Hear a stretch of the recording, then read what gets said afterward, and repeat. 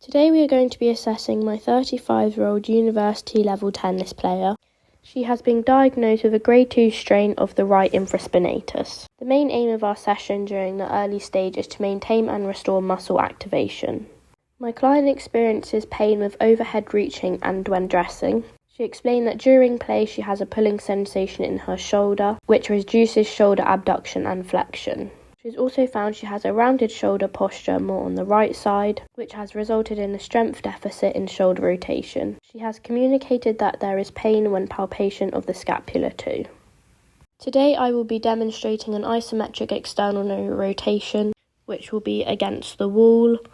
This will activate your infraspinatus muscle without too much pressure or strain on yourself. Are you happy for me to guide and aim you today with the correct exercise? Here my client is agreeing, therefore I've been given consent. Here you are going to stand directly next to the wall with a neutral spot. You will then flex your elbow and tuck it on the side at 90-degree angle. You want the back of your hands and wrist against the wall as if trying to externally rotate your arm, but you don't want to let your arm move. Here I am showing my client to gently retract and depress the scapula down and back, which allows the humeral head stays centered in the glenoid during contraction. You want to maintain gentle pressure with the wall around 25 to 50% of maximal effort. You will hold this 5 to 10 seconds and repeat 10 reps about 3 times a day. In between sets, we recommend to rest for 5 to 10 seconds. Isometric exercises let you load the muscle safely without joint movement or high mechanical stress, helping prevent atrophy and loss of neural drive. Isometrics help maintain motor unit recruitment and proprioceptive input from the injured area. This preserves neuromuscular control and maintains coordination for later stages. Rio et al. 2016 shows that sustained isometric contractions can reduce pain and muscle inhibition, especially in tendon and muscle injuries. By minimal joint movement, this provides early mechanical stimulation to the healing tissue, essential for collagen alignment and recovery. Isometric exercises builds early load tolerance, preparing the tissue for future dynamic or eccentric exercises for later stages of rehab.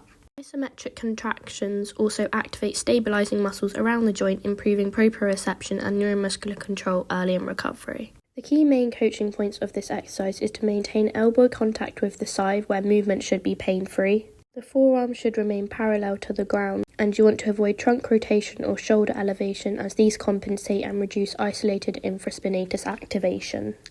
Here I am going to demonstrate an example of a progression which is using a light resistance band.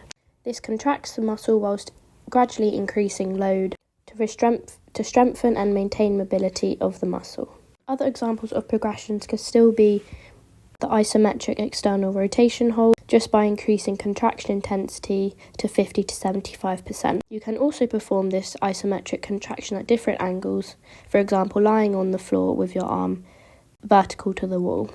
As for regressions, you can do this seated with a hand towel to reduce the pressure, by also performing external rotation against minimal resistance as your hand. I would ask my client to perform this banded exercise with 2 to 3 seconds on the external rotation, holding for a couple seconds, to then descend back on an eccentric contraction 3 to 4 seconds. Repeat this exercise about 15 times with 3 sets, with a 60-second rest in between. Once my client can perform the isometric external to rotation pain-free and maximal effort, this is then where we will move to a banded exercise to start to increase the strength and stronger mobility of the muscle and shoulder.